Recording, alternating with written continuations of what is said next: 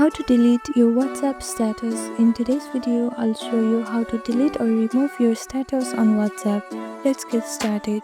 First, make sure you have downloaded WhatsApp on a device. If not, for iPhone user, you can download it from App Store, and for Android user, you can download it from Google Play Store. After that, click on search bar and open WhatsApp. Now make sure to log into your account. After you log into your account, go to this update section on the bottom left corner. After that, you can see your status on the top. Simply click on this My Status option. Here you can see this 3 dot. Click on it. Now click on Delete option.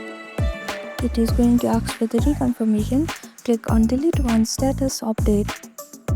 And that's it. This is how you delete your status on WhatsApp.